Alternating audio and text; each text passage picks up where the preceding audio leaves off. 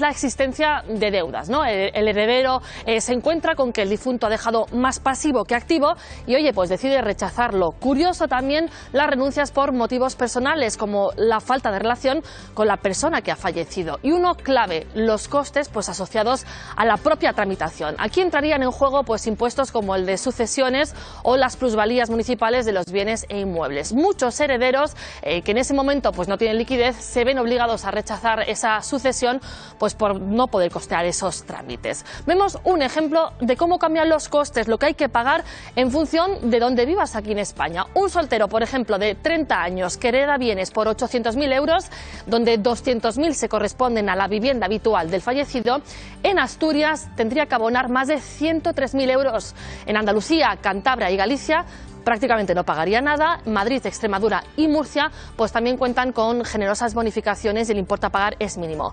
Es decir, que entre una comunidad y otra puede haber una diferencia de 100.000 euros. Con estas cifras, con estos datos, pues hay una previsión ya para este año, para 2022. Se espera una recaudación récord por los impuestos que gravan, por un lado, las grandes fortunas y por otro, las herencias, ya sea por donaciones o sucesiones. Ana, ojo, a 2022.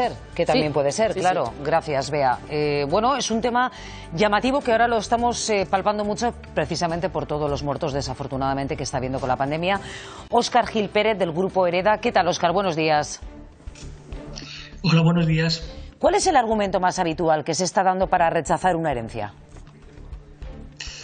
El argumento más habitual es el desconocimiento. Realmente es el miedo a lo desconocido. No saben...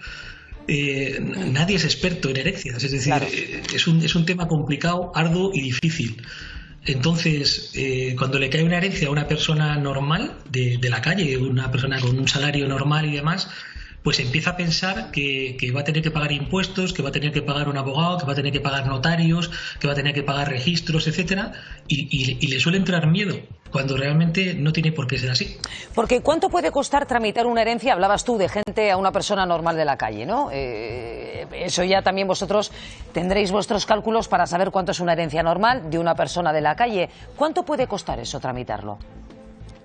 Como ha dicho tu compañera antes, perfectamente explicado, depende mucho de la comunidad autónoma donde esté, porque es una regulación que al ser es un impuesto estatal, pero está cedido a las comunidades autónomas. Entonces las comunidades autónomas regulan tal como quieran ellos el impuesto. Nosotros en Grupo Hereda lo que tenemos establecido es que el coste medio, si son hijos, es un coste muy bajo, o sea, realmente es muy bajo y depende de la afinidad que tengan con la persona. Es decir, cuanto más lejos sea el parentesco, más caro va a salir. Claro. ¿Vale? Eso tiene que quedar muy claro. Pero que hay muchas otras alternativas. Es decir, mucha gente está renunciando por falta de información. Van a abogados o a profesionales que no son especialistas en herencias. Y entonces la desinformación que existe es altísima. Desconocen las causas por las que podemos negociar con Hacienda. Se puede financiar hipotecariamente la deuda de los impuestos. Es decir, podemos comprar, hay grupos como el mío, el Grupo Hereda, que compra derechos hereditarios deficitarios, porque luego los podemos hacer beneficiosos. Entonces, realmente es por miedo. Claro, pero fíjate, Óscar, ¿se puede dar alguna solución a los herederos? Esos que dices tú, claro, no saben qué hacer, tienen miedo para no renunciar y seguir cobrando. ¿Existe algún tipo de modus operandi para, no sé, se me ocurre, pagar por plazos? A ver, pagar por plazos es complicado porque hay que negociar con Hacienda. Entonces, Hacienda, que todo el mundo... Mal asunto, entonces. Todo el mundo piensa que es un ogro, pero curiosamente Hacienda atiende muy bien y te deja sentarte y explicar tus cosas.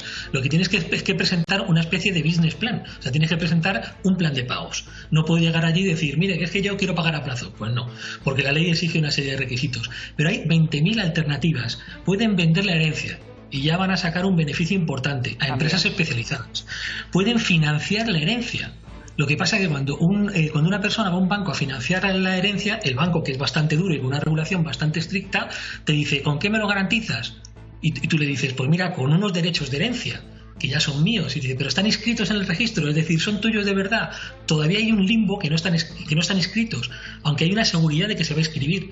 Bueno, pues hay bancos que sí que lo hacen y se hacen en el mismo acto. Es decir, vamos al notario, aceptamos la herencia y firmamos una hipoteca sobre la casa que hemos heredado para pagar todos los impuestos y tener una hipoteca normal sobre una casa normal. Fíjate. Tan fácil como eso. Sí, sí, pero es información que, como tú muy bien decías al principio, mucha gente, por ejemplo, yo no termina de controlar, ¿no? Oye, Óscar, ¿qué pasa si yo renuncio a una herencia? ¿Se acabó? Se acabó. ¿No puedo volver a demandarla otra vez después? No. Nada, se la queda el Estado normalmente.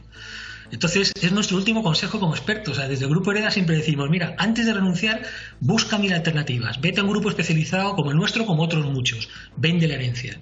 Estamos casi siempre interesados en comprarla, a no ser que, claro, que te pongan una herencia que sea inviable 100%. Entonces, hay muchas que solo puede hacerse de cargo el Estado, que es deficitario, y a ellos no les importa. Nosotros somos un despacho privado y lo que nos interesa es que salga todo bien, pero fundamentalmente lo que nos interesa es que esa herencia la hereden los legítimos herederos. Es decir, hay una legislación, hay un testamento donde dice quién tiene que heredar. Por lo tanto, es fundamental que vaya a los legítimos herederos. Y lo que se está produciendo en España con esta cantidad de renuncias que se están produciendo es que esos bienes quedan sin salir al tráfico jurídico otra vez. Por lo tanto, dejan de percibir impuestos. Cuando se hace una herencia se paga impuesto de sucesiones, como bien habéis dicho, impuesto de plusvalías y bienes inmuebles. Pero luego lo normal es que esa casa se vuelva a vender. Por lo tanto, se vuelve a pagar impuesto de transmisiones patrimoniales, se paga un notario, se paga un registrador, se paga un abogado, se paga un agente de la propiedad inmobiliaria y la economía vuelve a surgir. Hombre, vuelve otra vez a surgir y a moverse, que eso es lo que realmente importa. Óscar Gil Pérez, muchísimas gracias por esta información muy interesante, la verdad, y que mucha gente en casa seguro que está prestando muchísima atención, porque no es recibir una herencia enorme, sino simplemente pues una pequeña herencia, ¿verdad?, nos puede complicar la vida a los que no sabemos de esto. Muchas gracias, cuídate. Y esto sí que es bonito. Por primera vez en la historia se ha trasplantado con éxito un corazón de cerdo a un humano. Ha sido en Estados Unidos, donde un equipo de cirujanos de la Universidad de